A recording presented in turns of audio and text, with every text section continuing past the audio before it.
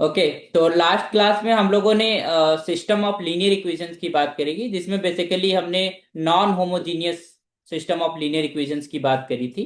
और हमने देखा था कि कब हमारा पास सोल्यूशन एग्जिस्ट करता है, कब यूनिक होता है और कब नहीं एग्जिस्ट करता, नो सोल्यूशन की भी हमने बात करी थी। तो आइए रिकॉल कर लेते हैं रिजल्ट्स।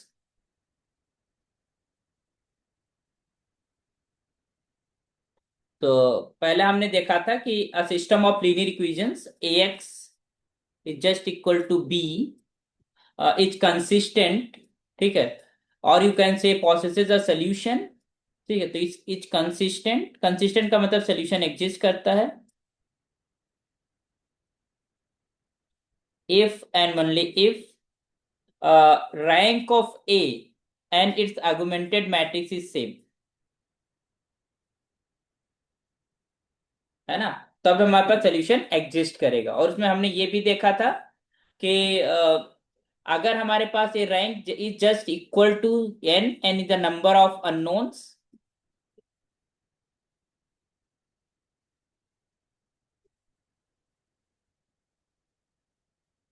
तो हमारे पास यूनिक सोल्यूशन होता था। We have unique solution. और अगर हमारे पास this is less than N, ठीक है, so this case is infinite solution. Okay. यहां पर एक चीज ध्यान देना कि हमारे पास system of non homogeneous system of linear equation है, तो उसकी तीन ही पॉसिबिलिटीज हैं। वन इज यूनिक सोल्यूशन, केवल एग्जैक्टली वन ही सोल्यूशन होगा, या फिर इन्फाइनाइटली मैनी सोल्यूशंस होंगे। मतलब अगर एक से ज्यादा सोल्यूशन है तो इसका मतलब इनफाइनाइट सोल्यूशन है। And and no solution. ठीक है, एग्जैक्टली टू या एग्जैक्टली थ्री सॉल्यूशंस एग्जिस्ट नहीं करते। ठीक है, अगर हमारे पास या तो एक, या फिर अगर एक से ज्यादा है तो इनफाइनाइट होंगे। ठीक है। तो दिस, तो अगर किसी सिस्टम का सॉल्यूशन एग्जिस्ट करता है तो उसको हम बोलते हैं कंसिस्टेंट। तो वो कब होगा? अगर हमारे पास हमने कोफिशिएंट मैट्रिक्स लिखा और उसके बाद हमने आर्गुमेंटेड मैट्रिक्स बनाई, और आर्गुमेंटेड मैट्रिक्स की रैंक सेम है of the same as of the rank of rank a, then we can say the system consistent and now it is has a unique solution or infinite solution। Unique solution कब होता है? जब rank is exactly equal to number of columns, या you can say number of unknowns। Okay, if the rank is lesser than number of unknowns, then there will be infinitely many solutions. So you just remember this thing। Okay। Next, if you are just saying कि हमारे पास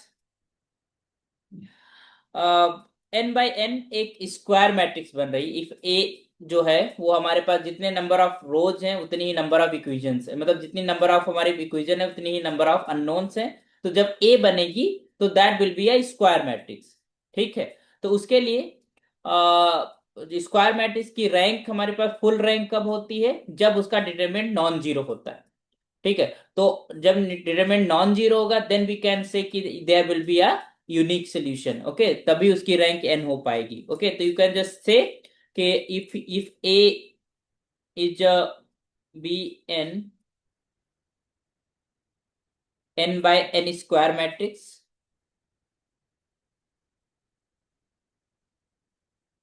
matrix and x and B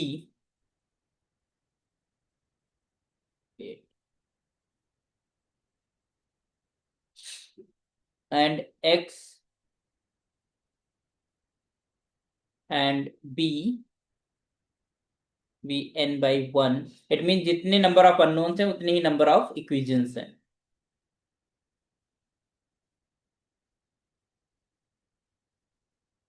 Then system has unique solution only if this A is invertible।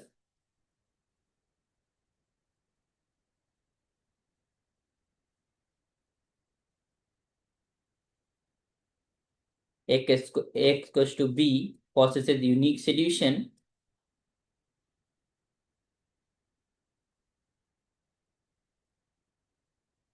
a unique solution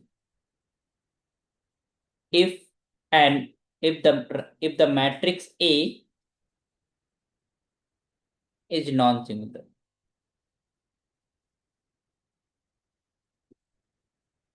means inverse exist, है ना, you can से inverse exist. Okay. और इस तरीके के systems का सोल्यूशन हम क्रैमर रूल से भी निकालते थे, है ना, हम भी डिटरमिनेंट का यूज करके हम लोग निकालते थे। और एक चीज ध्यान रखिएगा कि अगर हमारे पास rank of A is just equal to rank of its augmented matrix, ठीक है, तो ये तभी पॉसिबल होगा जब तुम्हारे पास जो ए कमा बी रैंक है हैज नो प्योर पोजीशन, है ना। सो यू कैन जस्ट से this is rank of A is just equal to rank of A is to B. Okay, so this is if and only if the last column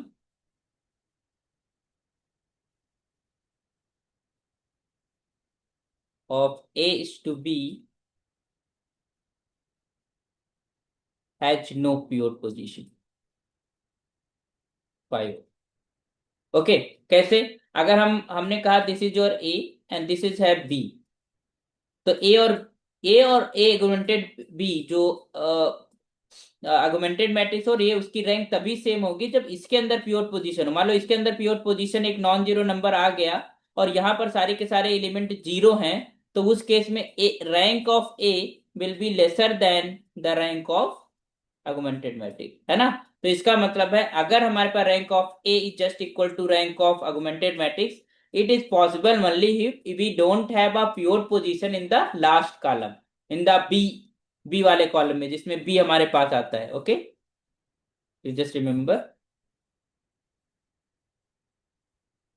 next, if this rank of a is not equals to rank of this augmented matrix, then definitely the last column has a pure position, है ना। Last column pure position रखता है और जो ए है, ए के जो हमारे पास रोज है उसके अंदर प्योर पोजीशन नहीं है। Okay, so you can just have this is if rank of A is not equals to the rank of this augmented matrix. So this is if and only if the last column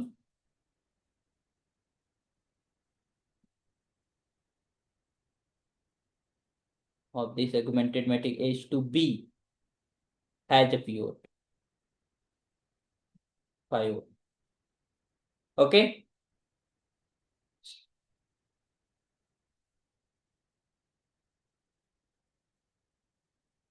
एक बहुत important result है, just remember this result.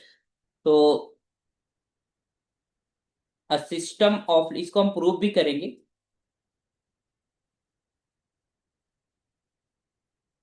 देखिए जरा,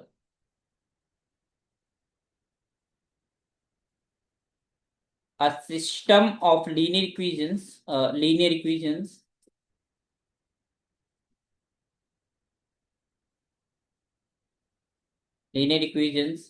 ax is just equal to b is consistent,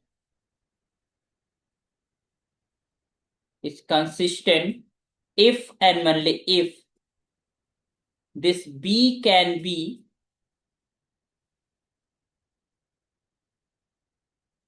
expressed as the linear combination of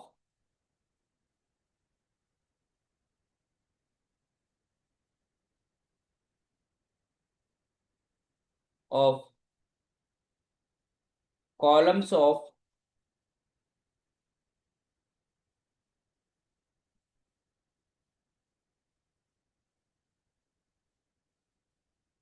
of A. Clear? So if the system of linear equation ax is equals to b is consistent, then it is then b can be expressed as the linear combination of columns of A. If the b can be expressed as the linear combination of the columns of A, then system will be have solution. It means consistent. तो ये बहुत अच्छा question है और इसके ऊपर question भी पूछे गए, ये अच्छा रिजल्ट है। तो let us prove this thing. ठीक है, तो a system of linear equations x equals to b consistent. Consistent मतलब इट हैज यूनिक सॉल्यूशन और इनफाइनाइट सॉल्यूशन।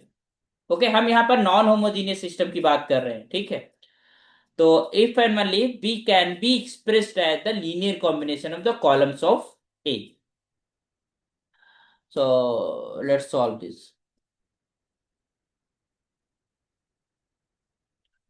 सॉल्व नहीं, प्रूव करना है ना, तो let us prove this. Let's write the proof.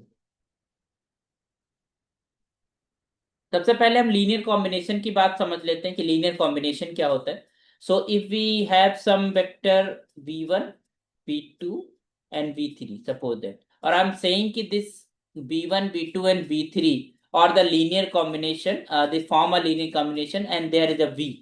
तो इसका मतलब v is the linear combination of v1 v2 and v3. It means that there exists some scalars c1 c2 c3, या फिर कह सकते हो a1 a2 a3, इस तरीके से, such that if you are multiplying this is c1 v1 plus c2 v2 plus c3 v3, तो this is called linear combination of vectors v1 v2 and v3 and that form another vector that is v. So if I am saying that this v is the linear combination of v1 v2 and v3, it means we have some scalars c1 c2 and c3 such that we can able to write this v in this expression. Linear means we are taking this v1 is one with this one degree. Okay, so this is a linear combination. तो in the same way here we can, they are saying कि अगर हमारे पास coefficient matrix A की columns हमारे पास मान लो c1 c2 c3 है ना, then B can be express as the linear combination of the columns of A. तो अगर हमने मान लो ए लिखा, ए कुछ हमारे पास इस तरीके से मैट्रिक्स बनी और इसके इसमें हमारे पास कॉलम्स हैं c1 c2 इस तरीके से, कितने कॉलम्स मान लो हमारे पास n वेरिएबल्स हैं तो n कॉलम्स बनेंगे। Okay, and we have here b matrix b, है ना, we have some b1 b2 and so on इस तरीके से। सो ये जो b है that b can written as in this way, that is b। अगर हम कॉलम को c1 c2 से, तो हम यहाँ पर स्केलर्स को हम k1 से रिप्रेजेंट करें, तो this is k1 with c1 plus k2 with c2 up to this is your kn into cn। तो यू कैन, अगर हम इन सारे इसमें कॉलम्स में कुछ स्केलर से मल्टीप्लाई करके उनको ऐड करते हैं तो you will get this B. तो there exist some scalar k1 k2 and kn such that if you are multiplying in this column, जैसे कि अगर हम यहाँ पर एक मैट्रिक्स लिखें a 1, सपोज दैट 1 2 3, यहाँ पर मैंने ऐसे लिखा और यहाँ पर हमने बी मैट्रिक्स लिखी, you can just have b matrix here. Okay, तो हमने कहा दिस इज 4 और दिस इज 9। ओके, हमने बी को हमने कुछ इस तरीके से लिखा। तो अब हम देख पा रहे हैं कि बी जो है वो कैसे लिखी गई। ये कॉलम था c1 and this is c2, तो अगर हम इसमें 3 से मल्टीप्लाई करें इस कॉलम c1 के अंदर और इसमें हम ऐड कर दे रहे हैं c2, तो यू कैन जस्ट सी क्या मिलेगा, दिस इज 3 टाइम्स 1 and 2 कुछ इस तरीके से, प्लस c2 मतलब 1 और 3, तो यहाँ से क्या मिलेगा, this is 3 6 and plus this is 1 3। Okay, तो यू कैन जस्ट हैव 3 1 4, तो दिस यू हैव 4 and 9, तो दिस इज एक्चुअली बी। तो हियर यू कैन सी कि ये जो मैट्रिक्स थी A, that the columns of this matrix A, है ना, इज फॉर्म बी, मतलब या you can say B is the linear combination the columns of A. तो अब हमारे पास अगर हम एक सिस्टम बनाते हैं लाइक एक्स, इसके इसको एज अ कोफिशिएंट मैट्रिक्स मान के, तो क्या हो जाएगा, x plus y is just equal to 4 and we have here this is 2x plus 3y is just equal to 9। तो ये सिस्टम सोल्यूशन रखता है, दिस इज कंसिस्टेंट, समझे।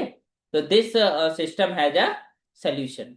So if B is the linear combination of the columns of the matrix A, then that system will have definitely a solution. और अगर कोई system solution रखता है then definitely we can able to write B as the linear combination of the columns of A. समझ गए, understood what I want to say?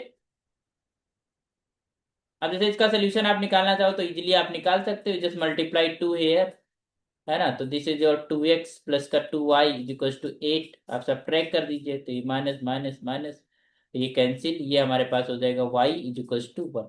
तो y की value 1 आ गई, इसको यहाँ पुट कर दो, तो ये हो जाएगा तुम्हारे पास x plus 1 is equal to 4। तो यहाँ पर x बराबर क्या है, 3। तो ये सोल्यूशन एग्जिस्ट कर गया, इसका मतलब x बराबर 3 and y is equal to 3 the solution of this equation. तो सोल्यूशन एग्जिस्ट करेगा ही करेगा, तो we have this powerful result.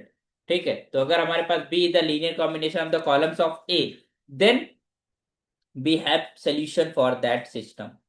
okay, so let's prove now properly, है ना। तो अभी तो हम ये चीजें समझा रहे थे कि कैसे ये काम करता है। let us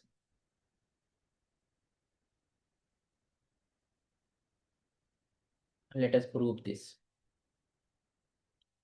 क्लास में है बच्चा आप?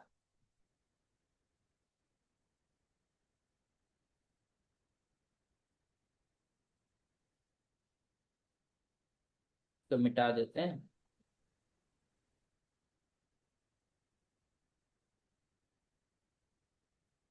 चलिए, तो अब हमें प्रूव करना है कि this B is in a general way, I am going to prove. Okay, so we have to prove कि this B is the linear combination of the columns of A। okay, so let coefficient matrix। तो coefficient matrix को हमने मान लिया कि this is the coefficient matrix, है ना। System of linear equation जो लिखते थे, तो ये कुछ इस तरीके से A11 A12 up to A1n। ठीक है, and similarly A21 A22 up to A2n, and in this way we have AM1 AM2 और अप टू, यहाँ पर नंबर ऑफ इक्वेशन कितनी है, n। m m is the number of equation और number of variables कितने हैं, n। Okay, so I'm just taking this A as a coefficient matrix, so be any m by n matrix। Okay, तो x का जो होगा, x का जो हमारे पास ऑर्डर होगा वो क्या होगा,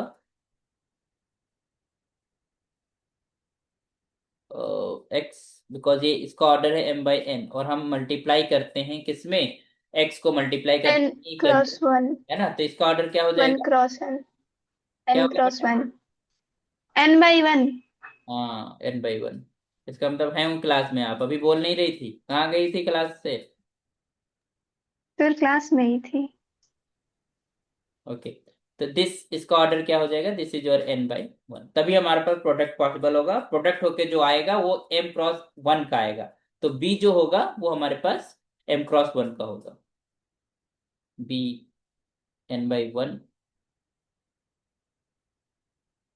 कॉलम वेक्टर। ओके,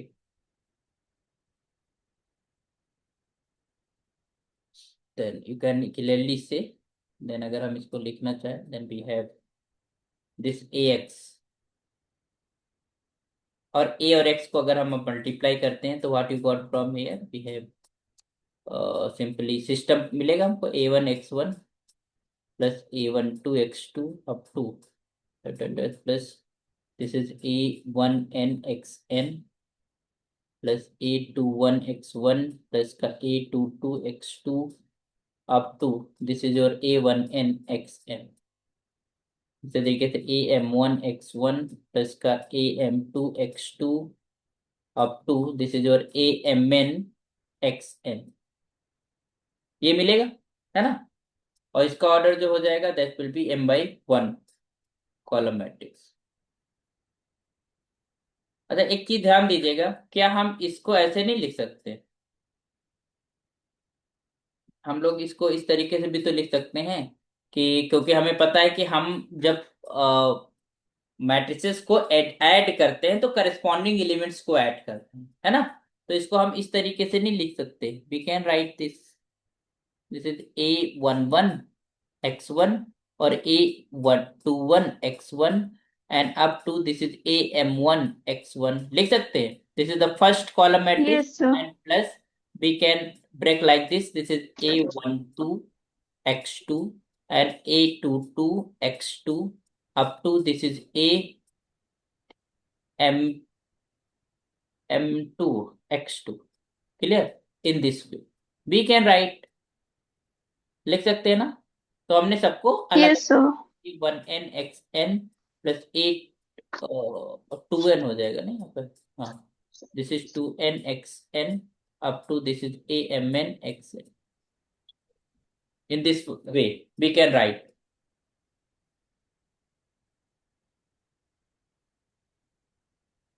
ओके,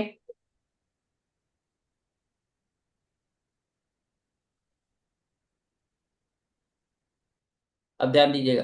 अब इसमें जो कॉमन हमारे पास एलिमेंट है वो क्या है, x1। वी हैव कॉमन है,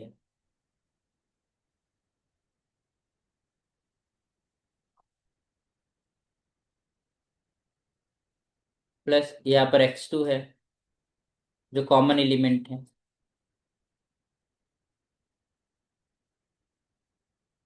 यहाँ पर हमें मिल गया xn,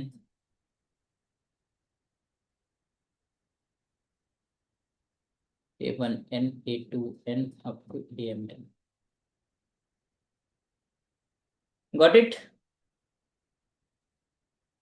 अब ध्यान दीजिएगा यहाँ पे, ये हमारे पास क्या है, this is x1 is the column of first, है ना, first column of this matrix A, A C2 and दो, इस तरीके से हमारे पास सारे कॉलम्स हैं हमारे। तो अब हम एक चीज पहले बताइए, if the system has the solution. तो अगर हमारे पास सिस्टम है तो इसका मतलब है x1 x2 एंड xn जो वेरिएबल है उनकी कोई value, pair of values exist कर रही होगी जो सिस्टम को यस सेटिस्फाई, सर। जो सिस्टम को सेटिस्फाई करती है, ठीक है। तो वही हमारे पास एज अ वेरिएबल काम कर रही है। जैसे हमने कहा कि अगर हम लीनियर कॉम्बिनेशन की बात कर रहे हैं तो इसका मतलब वी हैव सम स्केलर्स, ठीक है, जिनको हम उसमें उनमें कॉलम्स में मल्टीप्लाई करें, ऐड करें तो यू विल गेट वी। तो this is you are getting v here, है ना। एक्स इक्वल्स टू क्या था, बी के बराबर, तो इसका मतलब b is the return as the linear combination of the columns of A. Clear. Yes sir. तो अगर ये कंसिस्टेंट है तो इसका मतलब definitely we have, so if x equals to b is consistent, then we have x1 x2 up to xn such that this condition will be 4। Clear, कोई तो pair of solution exist कर रहा होगा, ठीक है। और अगर हम कन्वर्सली बात करें तो you can see clearly by the converse,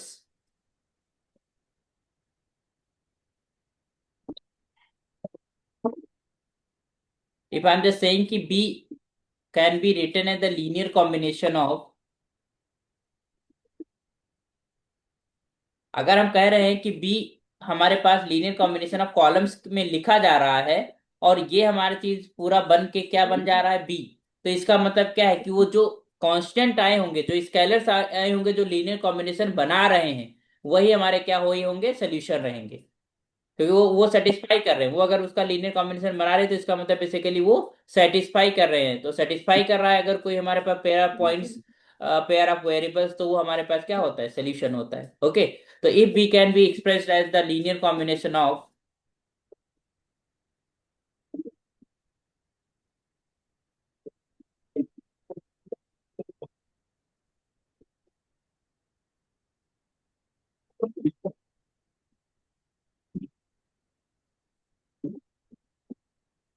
columns of A, if b is just equal to summation I is equals to 1 to n, that is your xi है। क्लियर। तो इसका मतलब जो एक्साइज हैं, सॉरी, हाँ, A I is a column you can say, ठीक है। तो ये जो एक्स आई है, इट इज द सोल्यूशन, है ना, this is the pair of x I is the solution. तो वेर यू कैन सब से, देखो ए आई की जगह आप सी ही लिखो तो कॉलम हमारे पास पता चलेगा कि we are talking about column, where c i is the column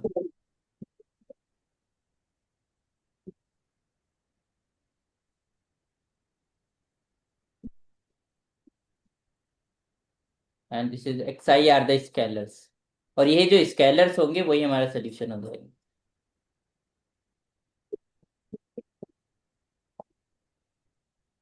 then the vector x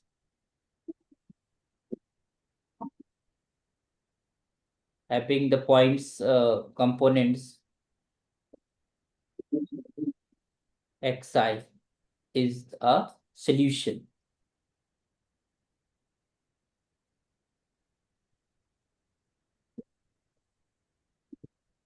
Solution of the system ax is equals to b. Clear? तो अगर हमारे पास लीनियर कॉम्बिनेशन में हम बी को लिख पा रहे हैं इन द कॉलम्स ऑफ, तो ये इफ एंड ओनली इफ का रिजल्ट है। तो इसका मतलब अगर सोल्यूशन एग्जिस्ट करता है, definitely we can write the B as the linear combination of the columns of A. अगर हम ए बी को we can able to write b as the linear combination of the columns of A, then we have definitely have solution for that system. Okay, and that system will be consistent. इस result पे question पूछा गया है आपके CSIR net के अंदर, ठीक है, नेट जैम के अंदर भी क्वेश्चन आया हुआ है। तो ये बहुत इंपॉर्टेंट रिजल्ट है जिसको आपको अवेयर होना कि हाँ ऐसा भी होता है।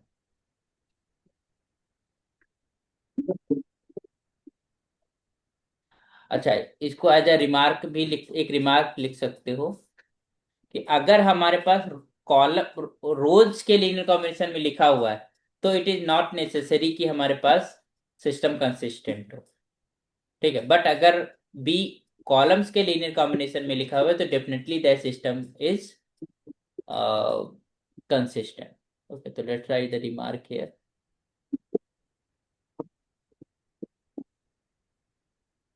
क्या रिमार्क है? A system a system of linear equations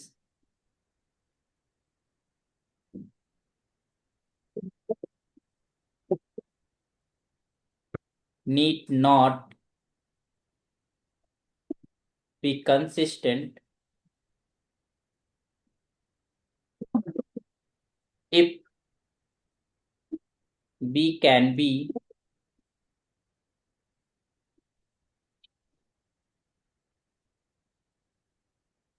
expressed as the linear combination of rows of the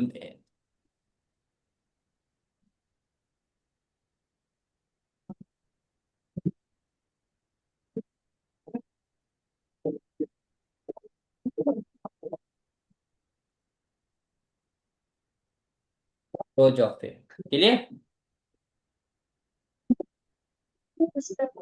You just remember this thing. आइए, अगर इसके ऊपर एग्जांपल आप देखना चाहें तो देख सकते हैं, वी हैव एग्जांपल आल्सो। तो सपोज दैट हमने ए को लिया है, that is we have this is 1 3 2 6, and यहाँ पर हमने बी को लिया है, that is your 3 and 9, and you can see clearly कि ये हमारे पास रो है और ये एक हमारे पास रो है।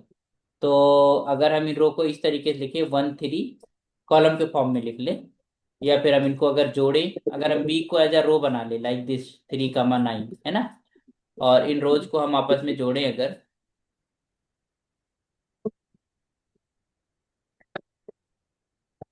1 3, ये हो गया रो, और दूसरा रो हमने ले लिया 2 and 6। अब इनको आपस में ऐड करोगे यू विल गेट 3 and 9, है ना, that will be equal to b. तो यहाँ पर हम बी को रोज के लीनियर कॉम्बिनेशन में लिख पा रहे हैं, but this system is inconsistent. The system is inconsistent. जो ये बनेगा system like ax equal to b, वो इनकंसिस्टेंट। तो अगर हम इसको देखें कि x+3y is just equal to 3, and दूसरा है 2x प्लस का 6y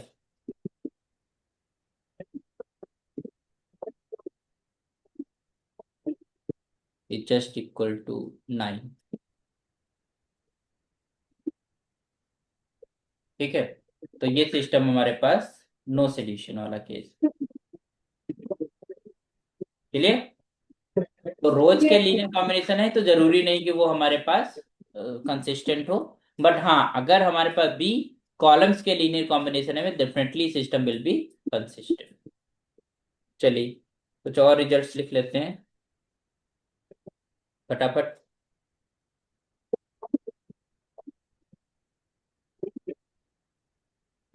next result, let A be any m by n matrix, the system of equations like ax is equals to b is consistent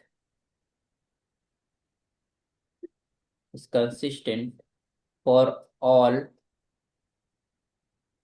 b belongs to Rn if and only if each row of the coefficient matrix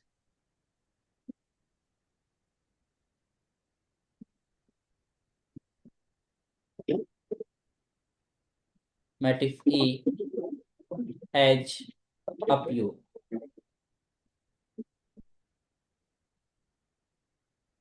Okay, na? If A be any m by n matrix and the system of equation A equals B is consistent for all B, ध्यान देना, all B in Rn, okay. So this is if and only if each row of the coefficient matrix A has a pure position. तभी rank of A will be equal to rank of its augmented matrix.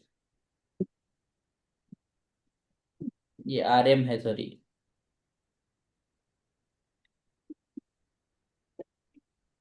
Next है तुम्हारे पास, we have another result. So let A be any m by n matrix and B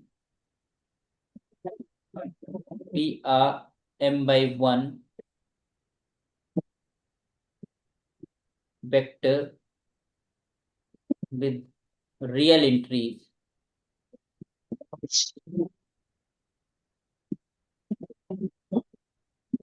If this is Ax is equals to B, where x is belonging to Rn, has a unique solution.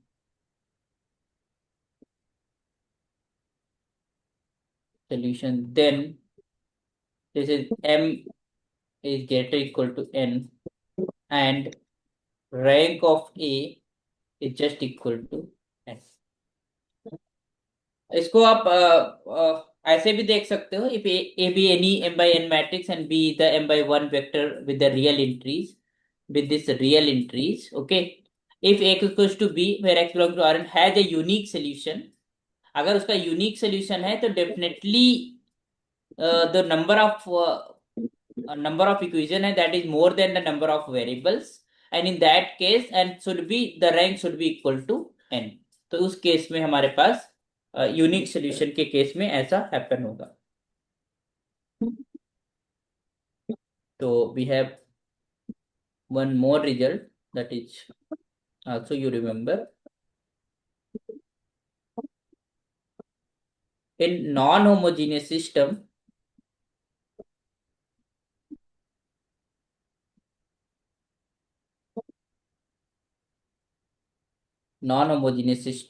number 1, if number of variables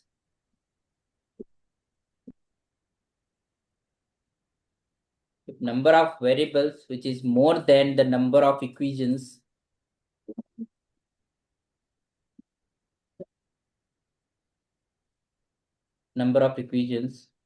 then the system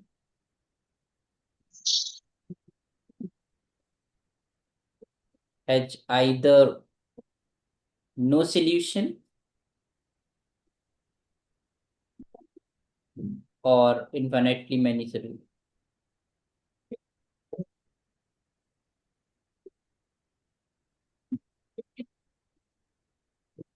Infinitely many solutions. तो if number of variables is more than the number of equations, तो इस case में क्या होगा कि जो हमारे पास रैंक आएगी वो definitely will be equal to, then it have always will be less the rank if the number of variables is more than the number of equation, तो rank क्योंकि होती है minimum of m n N.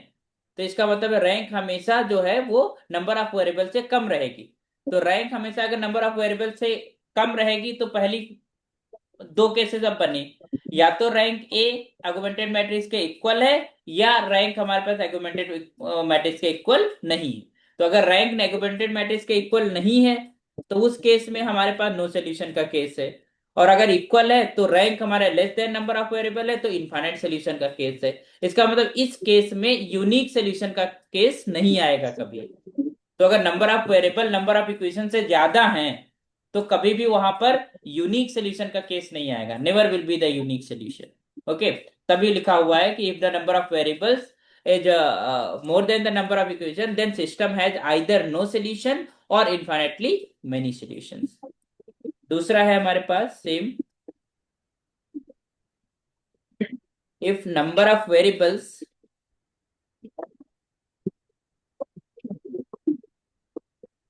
if number of variables is less or equal to number of equations, ठीक है, less और equal to number of equation, then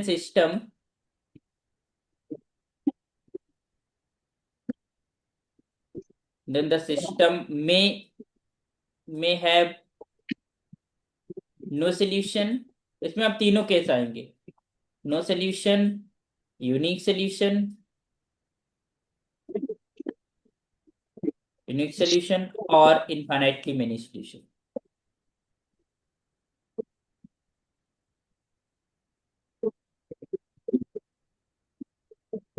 infinitely many solution.